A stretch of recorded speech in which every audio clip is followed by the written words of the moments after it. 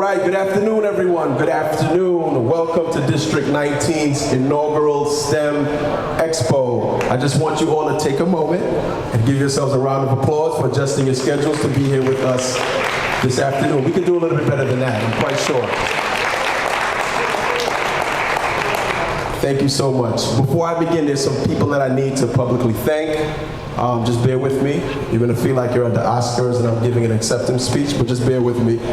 Some very important people I need to thank, some people that really were instrumental in getting this afternoon on for us.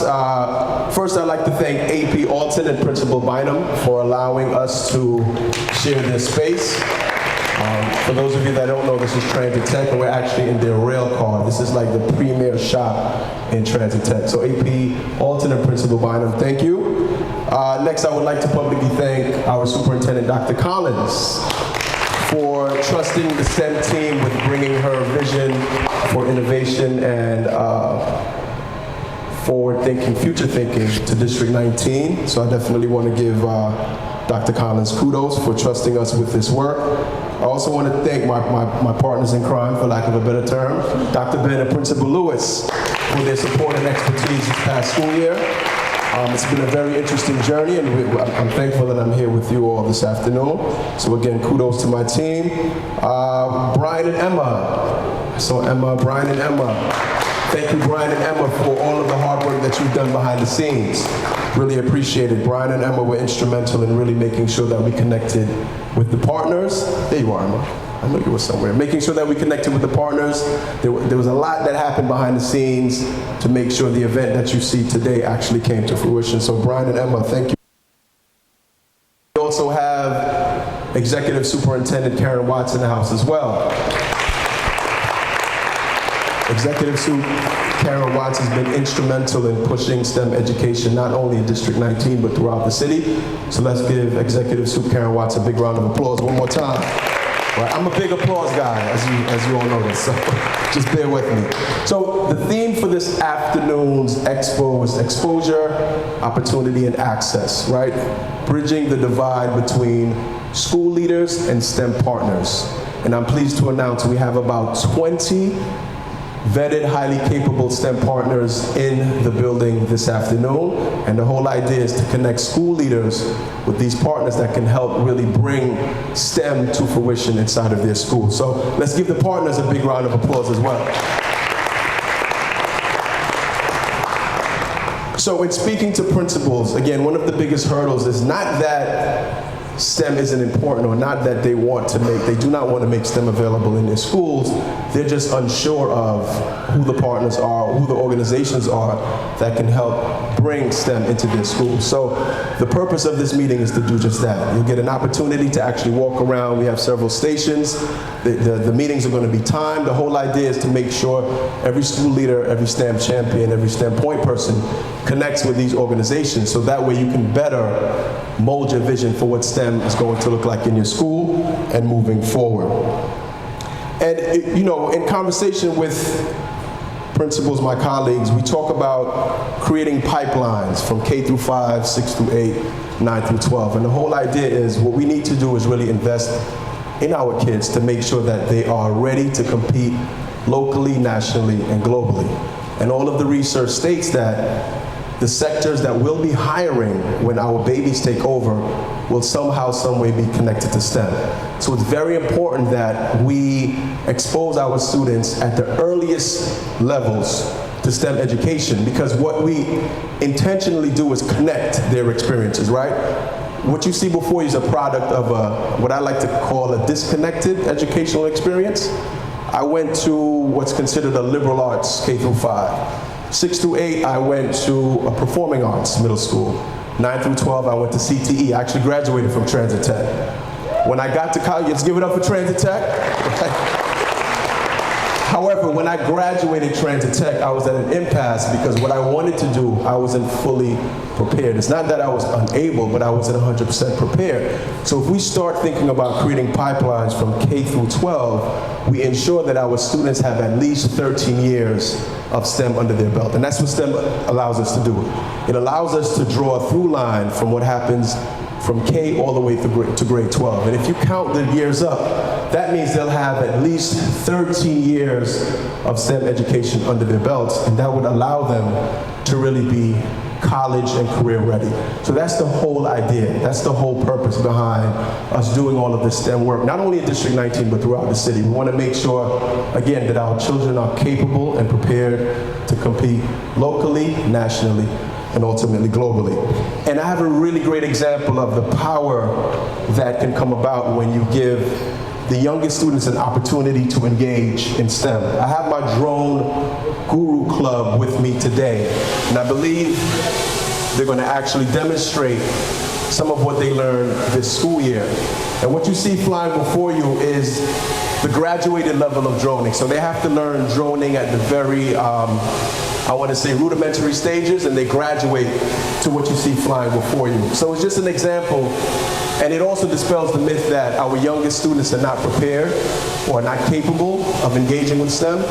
The kids that are flying these drones, they're in grades 3, 4, and 5, right? They've been working with these drones for about 6 or so months. So they were rapidly able to pick up on the skills and the subsets necessary to successfully fly these drones. And they're actually being navigated by their, not an adult, but they're being navigated by their classmates. So the individuals that are flying the drones, they're trained to look directly at the iPad or whatever device they're using to fly the drones.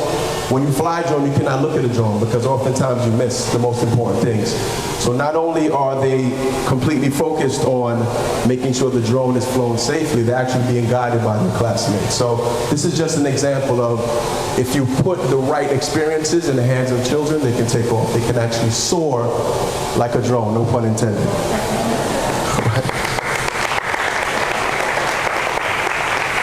So in closing, I just want to publicly recognize you all for attending, because your presence is an example of how seriously STEM education is taken in District 19 and throughout the city. So the whole idea is for this to become an annual thing, and for these expos to continue. We can all get together, share best practices, and talk about creating connected educational experiences, linking what happens in K through 5, 6 through 8, 9 through 12. All right, so without any further ado, I would like to turn the microphone over to our illustrious Superintendent, Dr. Collins, and she has some remarks that she would like to make to the audience. Thank you again.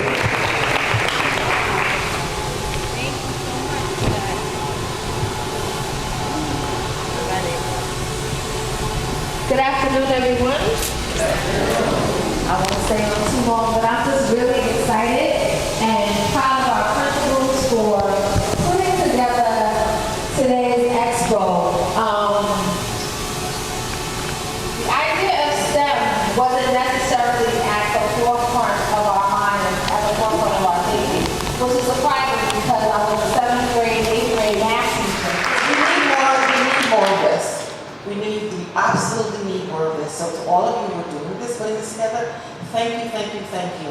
And let's rock and roll, girls and STEM. That's all we need to do. So again, thank you. I want to say that. We need more girls in STEM, right? Okay, so again, thank you very much, and I'm going to, take your money. Again, thank you very much.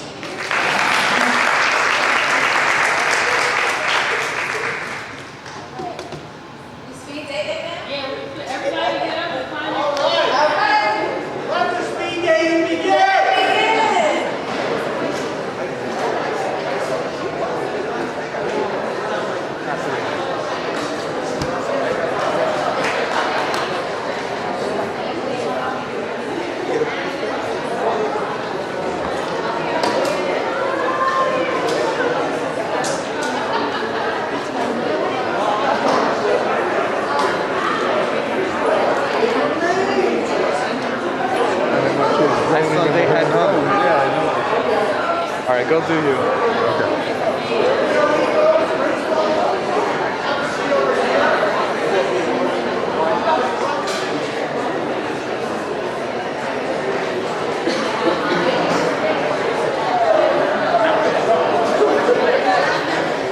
Okay.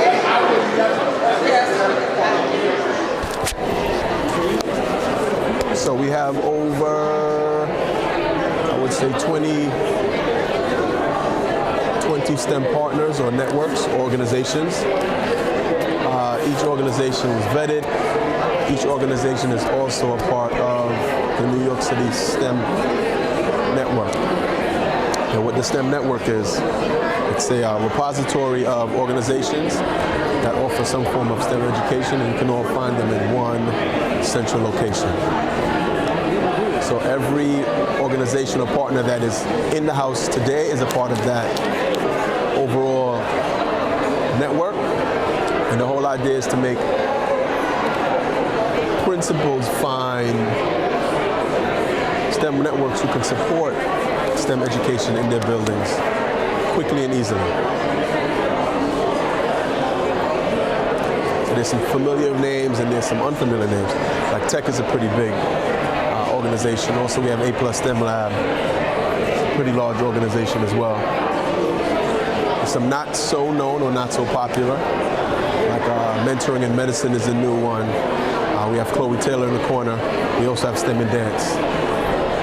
Fairly new organizations as well. So I'm excited. We have a nice mix of, I would say, popular or super organizations, and you have the up and coming smaller organizations.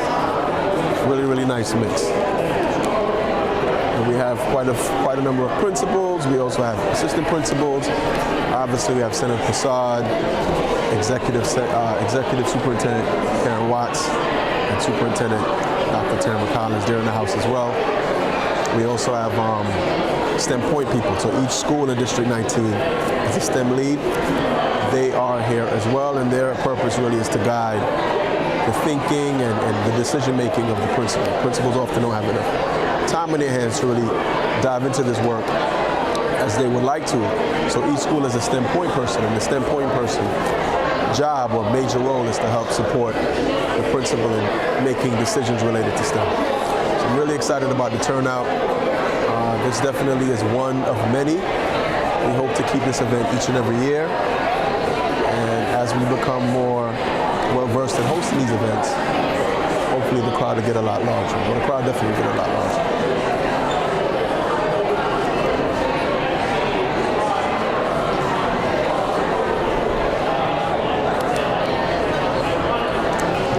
Check out Cluster 2. Before we move, bro, where's the Wildlife Conservatory? Conservation. I don't think they showed up. Let's see, Wildlife, they're supposed to be Station 5, Cluster 5. They're supposed to be in this section right here. I haven't seen them yet. How's it going? Not too bad. Can't complain. Yeah. How about you? Couldn't get parking. Yeah, parking is tricky. This place is terrible. Yeah. There's a lot too, but under construction, so.